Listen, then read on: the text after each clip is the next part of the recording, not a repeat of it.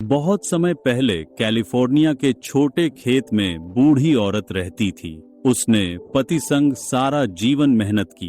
उनके पास पहले बड़ी जमीन, मकई के खेत और कई जानवर हुआ करते थे।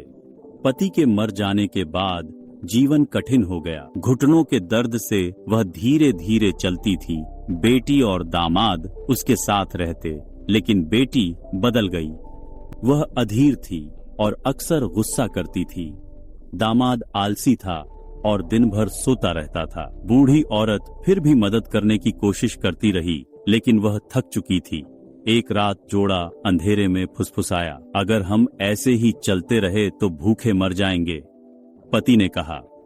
बेटी ने जवाब दिया, माँ को जाना होगा, हमें यह घर अपने लिए चाहिए। अगली सुबह बूढ़ी औरत को तेज आवाजें सुनाई दी।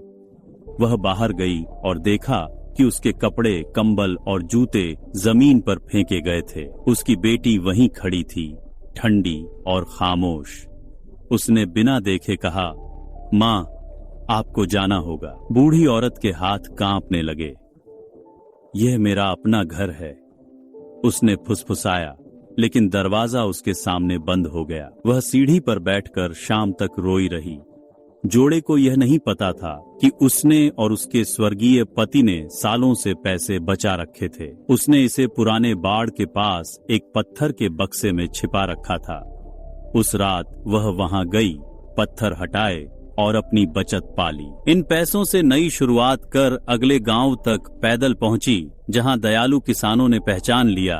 उन्होंने उसे खाना, चाय और रात के लिए एक छोटा कमरा दिया। अगली सुबह उसने पूछा कि क्या कोई जमीन बिकाऊ है। हाँ, उपलब्ध है, उन्होंने कहा।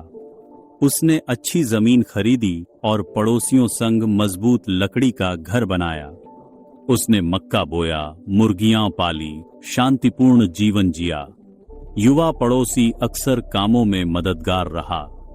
वह सम्मानशील और दयालु था, जबकि उसकी बेटी, दामाद गरीबी तक बढ़ते गए। काम नहीं करने से घर टूट गया, आंगन में खरपतवार उगी। वे अक्सर झगड़ते। वे अब भी मानते बूढ़ी औरत के पास कुछ नहीं। एक दिन दामाद नौकरी खोजने दूर निकल पड़ा।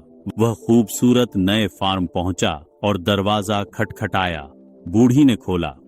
आप? उसने चौंक कर कहा। हाँ, उसने शांतिपूर्वक जवाब दिया और काम मांगा, कहते हुए कि न पैसे थे न भोजन। वह उसे नौकरी देने पर राजी हुई, लेकिन एक शर्त, तुम मेरी बेटी को खेत मेरा मत बताना। उसने तुरंत सिर हिला दिया। मैं वादा करता हूँ, वह कड़ी मेहनत करेगा। बूढ़ी ने बुरा नहीं किया, पूछती, मेरी बेटी कैसी है? वह हमेशा कहता, वह ठीक है, पर टूटी थी। सुबह बेटी उसकी पीछे पीछे चली। वह विशाल खेत देखकर चौंकी। आंगन में मां से मिली और चिल्लाई, तुम्हारे पास सब है, मैं तकलीफ सह रही हूं। बूढ़ी ने कहा, चिल्लाना बंद करोगी तो बात करना मुझसे। बेटी ने पैसे, घर जो मिले, मांगने लगी। बूढ़ी औरत ने कुछ सिक्के थमाए, दरवाजा बंद किया। योद्धा उन्हें तुरंत नष्ट कर अपना पुराना घर और जमीन बेच दिया। उन्हें लगा कि बूढ़ी औरत के मरने के बाद नया खेत उनकी विरासत होगा, लेकिन उसने पहले ही अपना फैसला सुनाया था। उसने वसीयत में लिखा, मेरा खेत उस जवान को मिलेगा जिसने मेरी मदद की। बेटी कुछ नहीं पाएगी। उसके चल बसने पर गांव वालों ने सम्मानपूर्वक दफनाया। बेटी पति खेत का दावा करने आए, लेकिन पड़ोसियों ने सच बताया। अब सब कुछ लद्दत्तके के पास। दंग शर्मिंदा योद्धा गांव छोड़ गया, फिर उन्हें न देखा। तो दोस्तों, इसे याद रखें, जब लोग आपको नीचे धकेलें, तब भी आप फिर से उठ सकते हैं। बुरे व्यवहार से आपका मूल्य तय नहीं, साहस एवं आत्मसम्मान से आप नया जीवन बना सकते हैं।